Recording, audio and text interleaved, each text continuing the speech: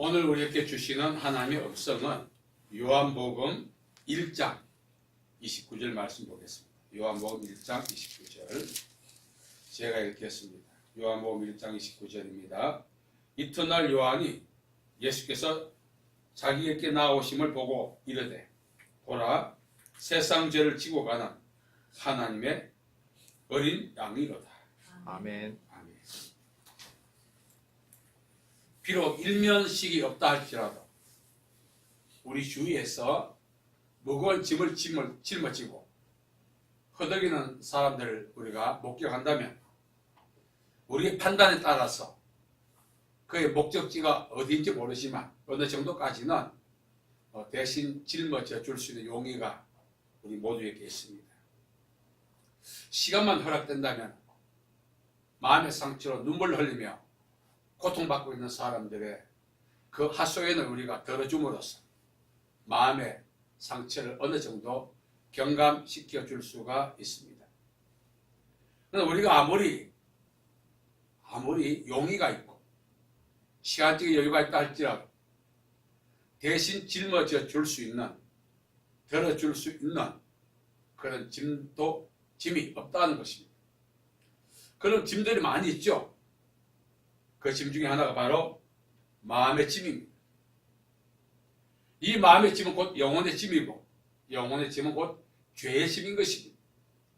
죄의 짐은 우리가 아무리 사랑하는 사람이라 할지라도 대신 짊어져 줄 수 없고 또 그 죄의 짐은 대신 덜어줄 수도 없다는 것입니다. 사실 우리를 힘들게 하는 것은 육체에 짊어지고 있는 짐이나 마음의 상처로 인한 짐이 아닌 것입니다. 세월이 약이라고 하는 것처럼 세월이 지나고 나면은 짊어지고 있는 짐도 어느 정도 다 내려놓게 되어 있고 마음의 짐도 소멸되게 되어 있습니다. 그러나 세월이 가도 가중되고 고통을 더해 주는 것이 바로 영혼의 짐인 죄의 짐인 것입니다. 많은 사람들이 이 영혼의 짐을 벗고자 시도했습니다. 시도했지만 실패한 것입니다. 빨래는 우리가 더러워지면 빨래를 통해서 옷을 깨끗하게 할 수 있습니다. 그러나 숯과 같이 그런 앙과 박이 검은 그런 것들은 아무리 빨래판에 밀고 흐르는 시냇물에 헹군다 할지라도 여전히 검은 상태를 벗어날 수 없습니다. 그 마음의 짐, 영혼의 짐이 바로 숯과 같은 것입니다. 인위적 방법으로 우리가 벗어날 수도 없고 희석할 수도 없고 경감시킬 수도 없다는 사실입니다. 기력을 소진시키고 있는 이 짐은 우리의 어떤 그런 판단에 따라 목적지 가지 않아도 하시라도 내려놓을 수 있습니다. 마음의 상처 역시 상담을 통하여 위로를 통하여 어느 정도 경감시킬 수 있고 또 그로 말미암아 어느 정도 자유도 경험할 수 있습니다.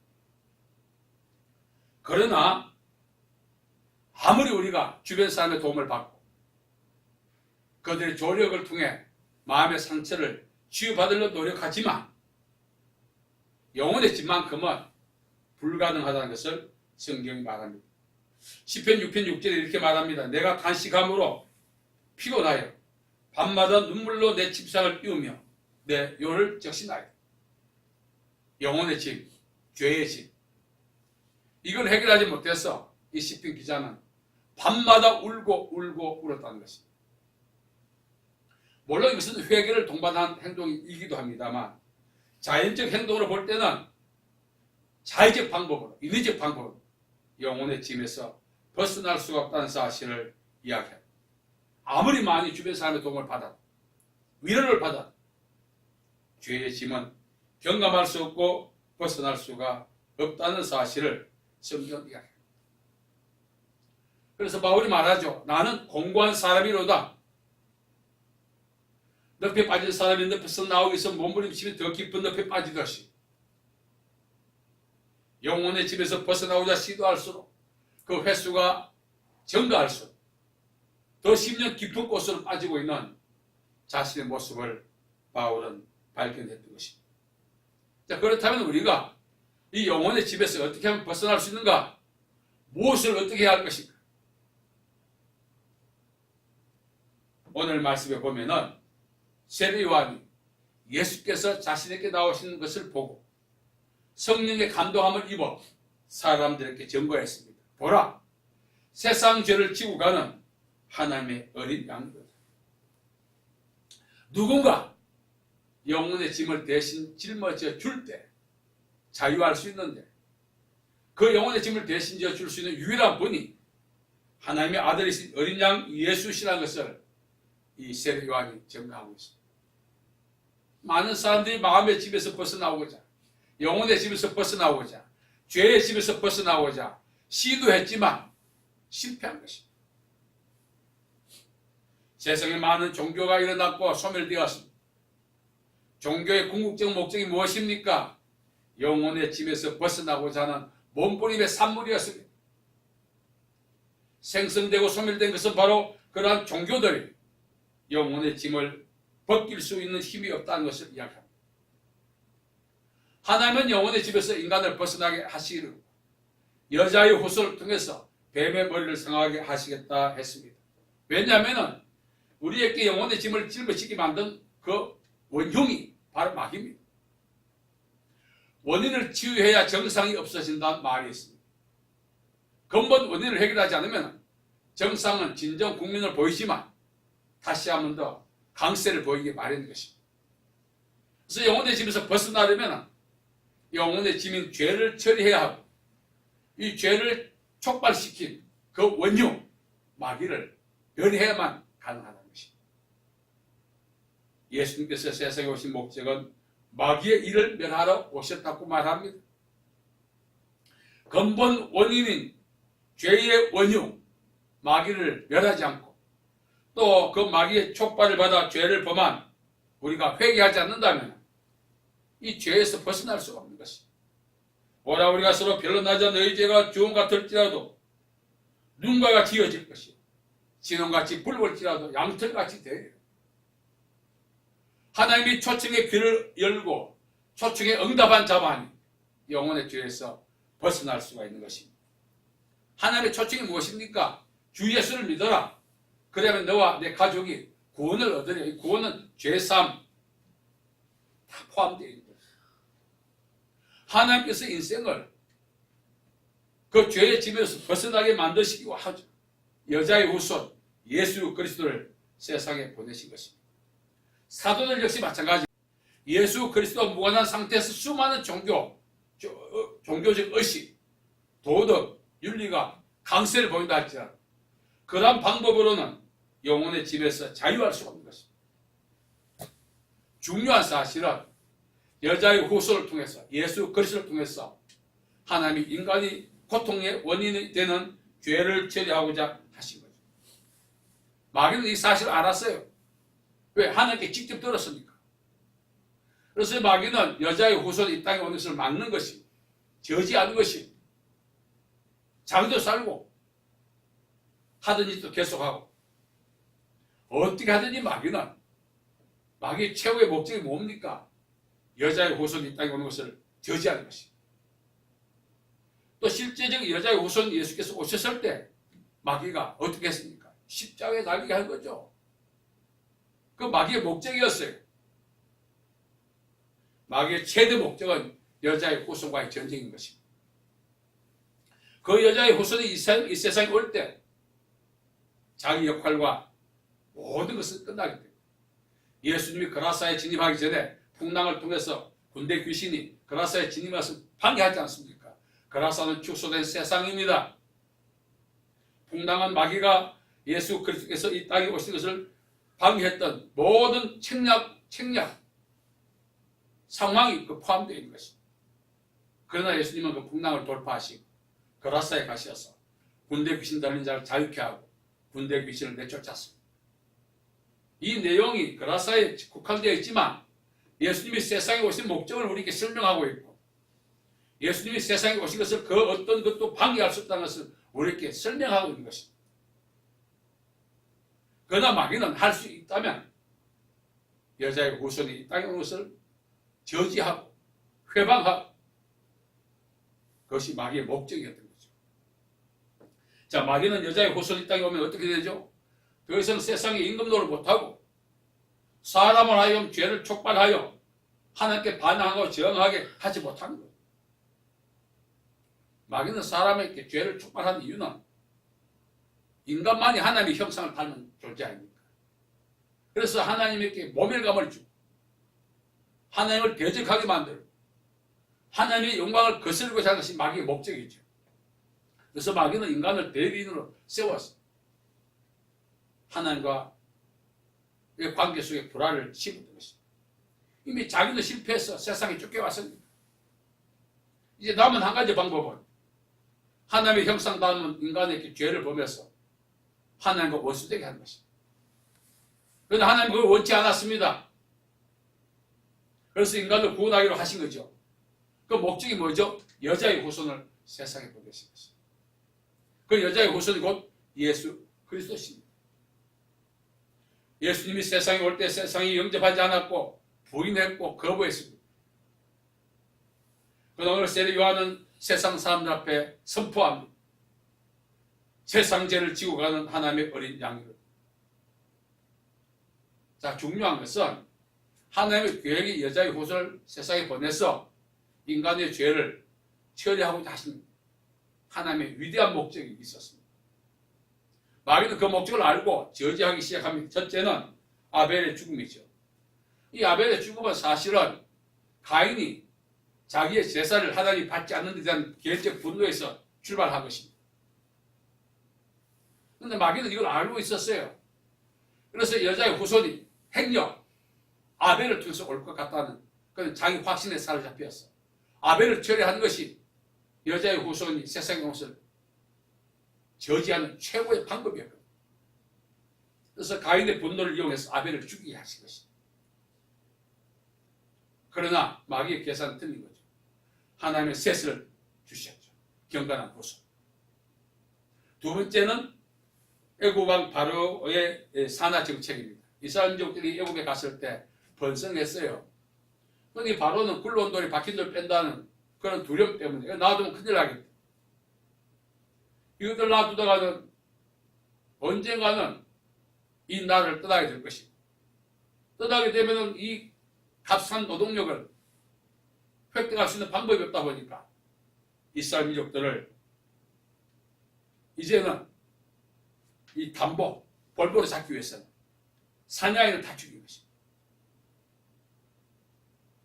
그러나 하나님께서는 산파, 시브라와 보아를 통해서 이스라엘 민족을 그런 와중에도 더 왕성하게 해 주셨습니다. 세 번째는 하만의 유대인 그 몰살 계획이죠. 모르드게가 하만에게 전하지 않았습니다. 굽히지 않았습니다. 그러니까 하만이 화가 났어요. 모르드게만이 아니라 저놈이 일족, 구족, 민족까지 멸해야겠다. 하만의 그런 굴욕적인 마음을 마귀가 이용했던 거죠. 그는 어떻습니까? 모르드게를 달고자 했던 그 장대의 하만을 대신 달리게 된 거죠. 역시 마귀의 계획이 실패한 것입니다. 마지막에 마귀가 했던 것이 바로 헤롯 왕의 사냐이 이제 죽이는 정책이죠. 야, 지금 유대 땅에 애굽 왕이 출생했다.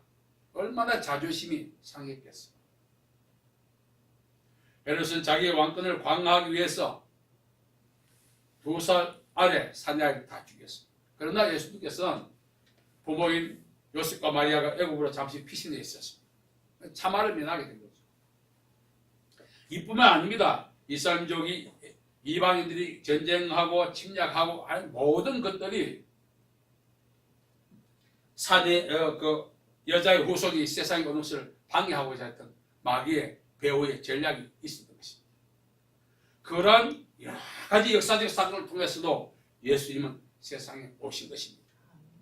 하나님의 계획은 막을 수가 없는 것입니다.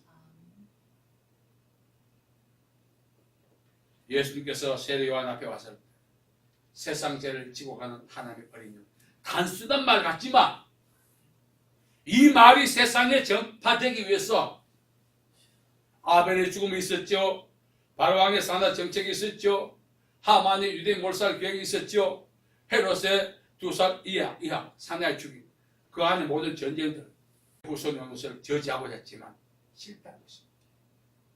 이 마귀의 실패를 통해서 우리가 배울 수 있는 것이 무엇입니까? 우리를 향한 하나님의 사랑입니다. 하나님의 사랑은 우리를 향한 하나님의 사랑은 그 어떠한 것도 판결할 수 있는 것입니다. 바울은 그것을 로마서 8장에 설명하고 있습니다. 누가 우리를 예수 그리스도 안에 있는 하나님의 사랑에서 끊을 수 있어요. 여러분, 저는 세례 요한이 했던 한마디, 예수님을 증거한 한마디가 영안이 열려가지고 영의 귀가 열려가지고 보고 들은 것을 전한 것 단순한 것 같지만 이 말이 이 당시에 선포되고 오늘 우리에게 증거되기 위해서 그 역사적 사건을 보면은 하나님이 우리를 얼마나 사랑하시는가를 우리가 알 수 있는 것입니다. 세상 죄를 짊어지고 이만 처리할 수 있는 예수님 이름을 예수라 하라고 천사가 증거했죠. 예수는 구원자라는 뜻입니다. 다른 이로서는 구원을 얻을 수 없나니 천하 인간의 구원을 얻을 만한 다른 이름을 우리에게 주신 일이 없다 이 말은 인간이 육체적인 짐과 마음의 짐은 인위적 방법으로 처리할 수 있지만 영혼의 짐은 인위적 방법으로 불가하다는 것입니다. 오직 하나 그 짐을 처리할 수 있는 예수 그리스도만이 이것을 가능하게 할 수 있다는 것입니다. 구약시대 사람들은 죄를 처리받기 위해서 짐승을 잡아 그 짐승이 안수해서 이 안수는 자기 죄를 전가시킨 거죠. 그래서 피 흘리게 함으로써 죄사함을 받았습니다. 그것이 하나님께서 정하신 법이죠. 피 흘림이 없은 즉 죄사함이 없다 했습니다. 그 피 흘린 짐승이 바로 예수 그리스도를 예표하는 것입니다. 그러다 구약시대 사람들 죄를 범하면 또다시 짐승을 잡아야 하고 또다시 피를 흘려야 합니다. 그 횟수가 얼마나 되었겠어요. 그러나 예수님은 단번에 드린 제물이 된 것입니다. 그래서 예수 그리스도와 관계를 맺는 자는 누구든지 그 죄를 예수님이 대신 짊어져 주시기 때문에 하나님 앞에서 의인이라 칭함을 받을 수가 있는 것입니다. 예수님은 나를 믿는 자는 죽어도 산다 했습니다. 죽음은 이유가 무엇입니까? 죄의 삭시입니다. 로마서 6장 13절 죄의 삭은 사망이라고 했습니다. 이 사망은 육체적 죽음도 있지만 하나님 앞에서 받게 될 영원한 심판에 처해질 두 번째 심판이죠. 죽어도 산다 말은 무슨 뜻입니까? 죽음의 원인인 죄를 처리해 주신다는 것입니다. 사순절 맞이하면서 비아돌로사 정말 예수께서 걸어가신 그 길을 우리 한번 이렇게 상상해 봅니다.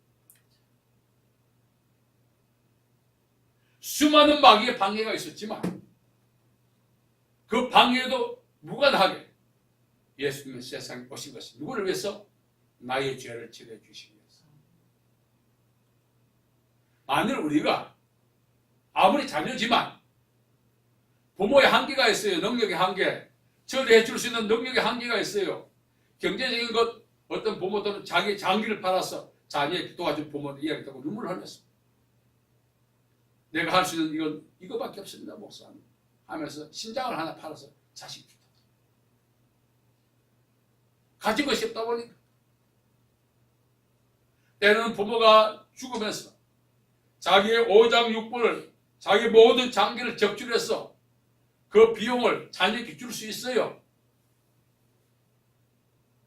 왜 그렇습니까? 사랑하기 때문에. 줄 수 있는 것이 그거밖에 없기 때문에.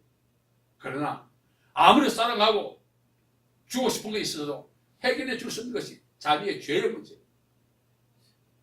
자녀의 죄의 문제는 자녀 자신이 처리해야 합니다. 부모가 아무리 사랑해도 대신 짊어질 수 없고 덜어줄 수도 없다는 사실입니다.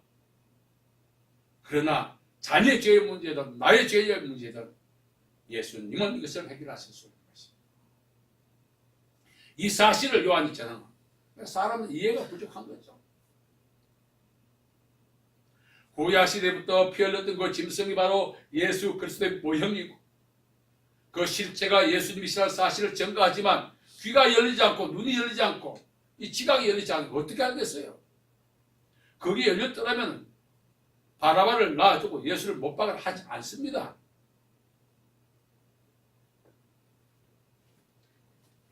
저는 29절 한 절을 이번 주 계속 묵상했습니다. 물론 과거에도 많이 묵상했지.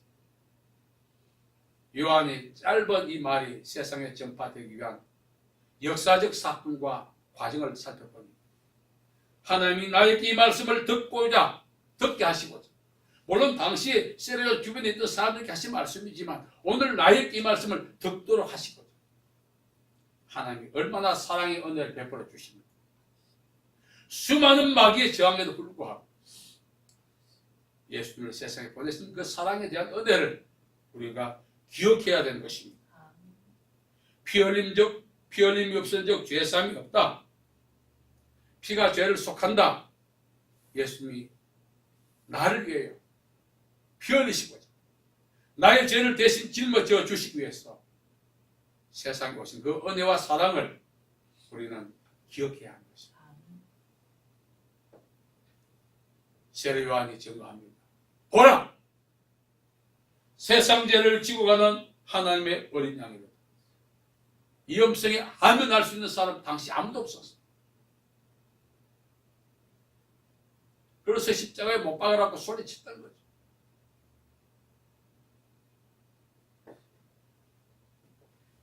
하나님께서는 아담의 범죄 이후에 오늘 우리에 이르기까지 그 역사적 사건을 우리가 추론할 수는 없지만 그러나 성경은 우리에게 확실히 증거해주고 있습니다. 세례 요한의 증거 2000년 전에 증거지만 오늘 우리 귀에 다시 한번 더 하나님이 각인시켜 주시고자 이 음성이, 이 선포가, 이 증거가 그냥 하루아침에 되어진 것이 아니라 마귀의 수많은 방해 속에서도 일관된 하나님의 사랑의 열매였다는 것을 우리에게 이야기하고 있는 것입니다. 그것이 없었다면 저와 여러분 여전히 죄 가운데 있고 오늘 이 자리에 예배 드릴 수도 없고 하나님의 심판을 피할 수도 없는 것입니다. 예수님께서 우리 죄를 짊어져 주시고자 피 흘러 주시고자 세상에 오신 것입니다. 말씀드린 것처럼 내 육체의 짐, 마음의 짐은 인위적 방법으로 얼마든지 처리할 수 있고 100% 처리하지 못하도록 경감시킬 수 있겠지만 영혼의 죄는 단 1%도 우리가 손댈 수 없는 것입니다. 그것을 완전히 도말해 주신 이를 위해서 하나님과 동등됨을 취할 것을 이렇게 우리 땅에 오셔서 사람들의 모양으로 나타나시고 종의 형체를 가지고 십자가에 죽기까지 복종했다고 빌립보 2장 5절 이하는 말씀하고 있는 것입니다. 사실 우리가 이벤트 같아요. 365일 나의 죄를 짊어주신 예수님의 은혜를 기억해야 하는데 교회를 따라 사순절 기간에 이벤트처럼 이렇게만 우리가 생각한다면 예수님의 죽음에 대한 은혜가 우리 안에 없다는 것입니다.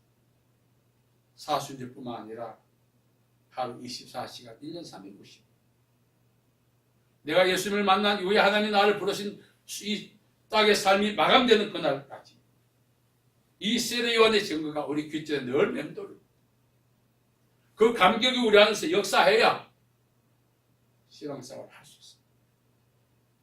저는 개인적 불만이 뭔가 하면 크리스마스 물론 정확한 연도나 그런 것은 우리가 이해할 수 없지만 성육신 아닙니까? 예수님이 인간의 몸을 입고 있다는 것입니다. 그 25일 딱 한 번 예배드리면 끝내버려요. 이벤트 아닙니까? 예배도 이벤트가 되어가고 있어요. 참 불행해졌어요. 1년 365일 그 감동과 감격이 있어 하는데 여러분 오늘 세례 요한의 증거가 오늘 이후로 우리 죽는 그날까지 귓전에 맴돌기를 바라고 우리 마음에 감동이 되어 역사하는 그런 기회 되시기 바랍니다. 그래서 우리가 신앙생활 제대로 할 수 있어요. 저도 오늘까지 목회하면서 사실 이벤트 목회 아닌가. 360일 동안 감동 속에 은혜 속에 살아도 365일이 사실 우리에게 부족한 거예요. 하나님의 그 사랑이 어떠한가? 아벨의 죽음 어떠? 헤롯 왕의 왕권 강화를 위한 2살 이하 사내아를 죽인 것. 그 모든 역사적 사건을 바라보았을 때 우리를 구원하시고자 하는 하나님의 계획은 철회되지 않고 계속 역사 속에 진행되어 왔고 예수님을 통하여 실행되었다는 사실을 우리에게 알려주고 있는 것입니다. 여러분, 사순절 하면서 이벤트가 되지 않고 1년 365일이 사순절이 되어야 마땅하지 않겠습니까? 그래야 우리가 은혜 속에 살지 않겠습니까? 추수감사주의 1년에 2번 있습니다. 맥주감사, 추수감사. 이벤트 아닙니까? 솔직히 말해서 부끄럽지만 1년 365일이 추수감사주를 되어봤어요. 성경이 그렇게 말해요. 항상 기뻐하라. 쉬지 말고 기도하라. 범사에 감사하라. 범사 365일 감사라고 했는데 우리는 맥주 추수감사주일만 감사주일을 지킵니다. 우리가 이 사순절이 이벤트가 아니라 오늘 이후로 365일 내 살아있는 그달 동안 지속되어서 나를 위해 세상에 오신 예수님의 은혜를 기억하고 믿음에 합당하게 반응함으로 신앙생활을 할 수 있는 저와 여러분 되기를 바랍니다. 자비로우신 아버지 은혜와 사랑을 감사합니다. 정말 이 사순절이 이벤트가 되지 않고 1년 365일 우리 남은 생애 동안 지속됨으로 우리를 사랑하기 위하여 세상에 예수님을 보내신 하나님의 은혜를 기억하고 우리 죄를 처리하기 위해서 십자가에 복종하신 예수님의 은혜에 합당하게 살아갈 수 있는 저희들 되게 도와주옵소서. 예수님의 이름으로 기도하옵나이다. 아멘.